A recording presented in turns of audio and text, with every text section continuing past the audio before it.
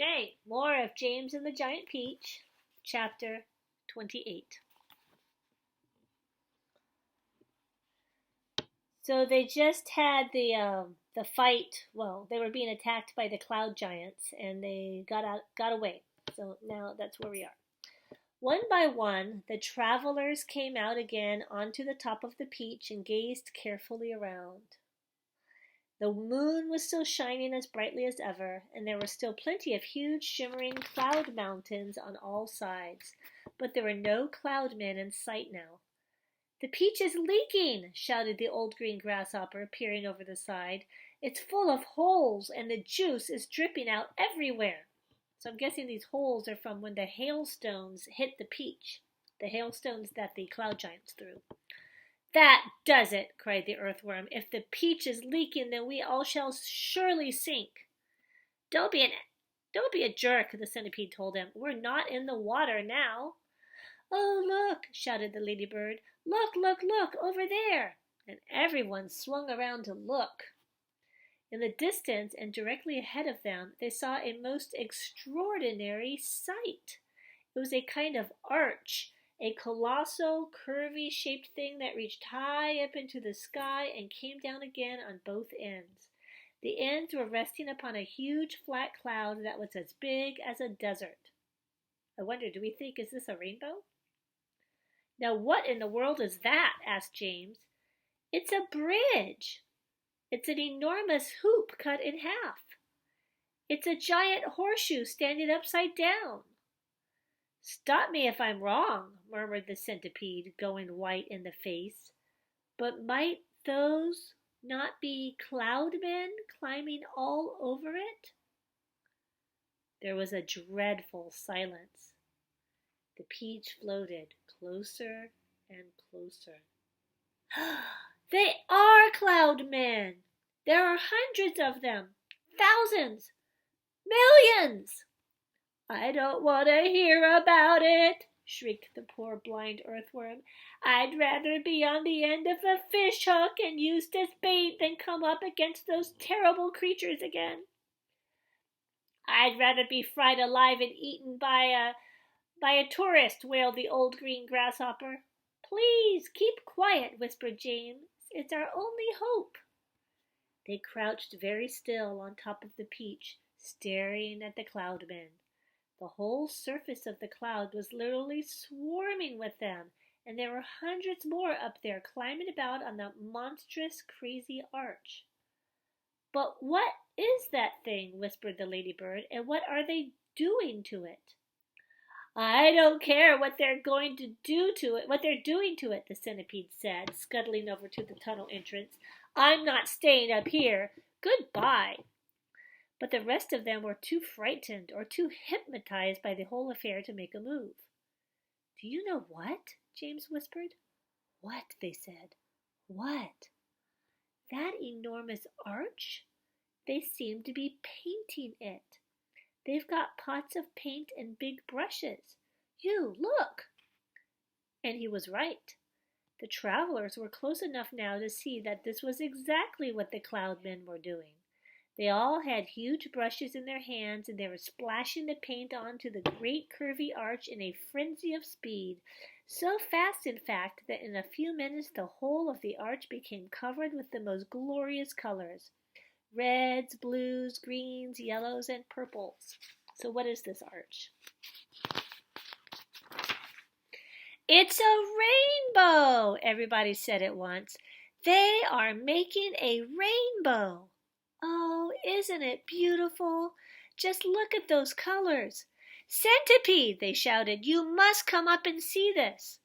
They were so enthralled by the beauty and brilliance of the rainbow that they forgot to keep their voices low any longer. The centipede poked his head cautiously out of the tunnel entrance. "Well, well, well," he said, "I've always wondered how those things are made. But why all the ropes? What are they doing with those ropes?" "Good heavens, they are pushing it off the cloud," cried James. "There it goes. They are lowering it down to the earth with ropes." "And I'll tell you something else," the centipede said sharply. "If I'm not greatly mistaken, we ourselves are going to bump right into it." Bless my soul, he's right, the old green grasshopper exclaimed. The rainbow was now dangling in the air below the cloud. The peach was also just below the level of the cloud, and it was heading directly towards the rainbow, traveling rather fast. We are lost, Miss Spider cried, wringing her feet again. The end has come. I can't stand it, wailed the earthworm. Tell me what's happening.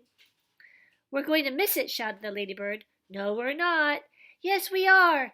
Yes, yes, no. Ah! Oh, my heavens! Hold on, everyone, James called out, and suddenly there was a tremendous thud as the peach went crashing into the top of the rainbow.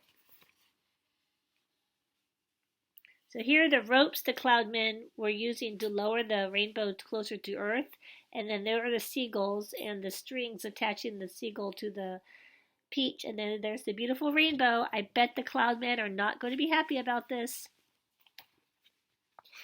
This was followed by an awful splintering noise as the enormous rainbow snapped right across the middle and became two separate pieces. The next thing that happened was extremely unfortunate. That means unlucky. The ropes that the cloudmen had been using for lowering the rainbow got tangled up with the silk strings that went up from the peach to the seagulls. The peach was trapped. Uh-oh. And I'm sure the cloudmen are very angry. Panic and pandemonium broke out among the travelers, and James Henry Trotter glanced up quickly and saw the faces of 1,000 furious cloudmen peering down at him over the edge of the cloud. So there are some cloudmen. The faces had almost no shape at all because of the long white hairs that covered them. There were no noses, no mouths, no ears, no chins, only the eyes that were visible in each face. Two small black eyes glinting malevolently through the hairs. Malevolently means like with evil intent, evilly, because they're mad, right? Then came the most frightening thing of all. One cloudman, a huge, hairy creature who must have been 14 feet tall at least, suddenly stood up and made a tremendous leap off the side of the cloud, trying to get to one of the silk strings above the peach. James and his friends saw him go flying through the air above them, his arms outstretched in front of him, reaching for the nearest string, and they saw him grab it and cling to it with his hands and legs, and then, very, very slowly, hand over hand, he began to climb down the string toward the peach. Mercy! Help! Save us! Cried the ladybird. He's coming down to eat us, wailed the old green grasshopper. Jump overboard! Then eat the earthworm first, shouted the centipede. It's no good eating me. I'm full of bones like a kipper. Centipede, yells James. Quickly, bite through the string, the one he's coming down on. The centipede rushed over to the stem of the peach and took the silk string in his teeth and bit through it with one snap of his jaws. Immediately, far above them, a single seagull was seen to come away from the rest of the flock and go flying off with a long string trailing from its neck. And clinging desperately to the end of the string, shouting and cursing with fury, was the huge hairy cloudman. Up and up he went, swinging across the moonlit sky, and James Henry Trotter, watching him with delight, said, My goodness, he must weigh almost nothing at all for that one seagull to be able to pull him up like that. He must all be hair and air.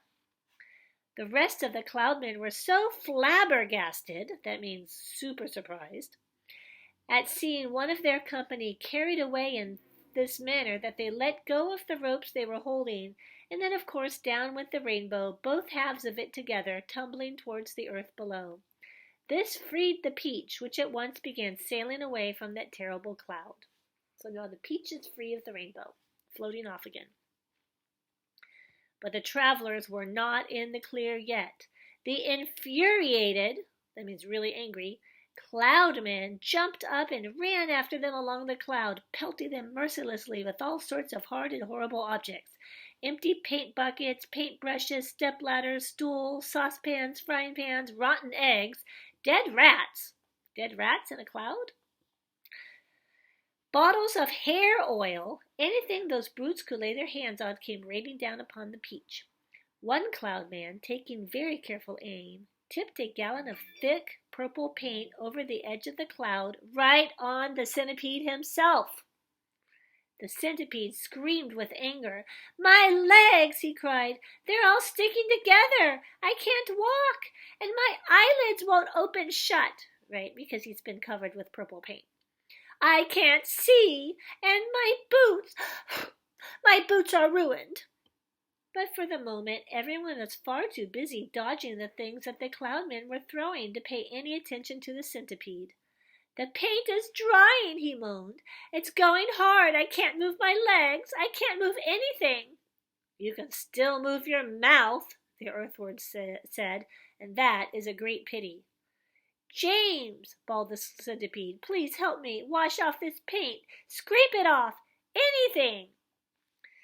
And I'll show you that serves the centipede right, because he's the one that started the problem with the cloudmen to begin with. All right, so we'll stop there. And until next time, bye.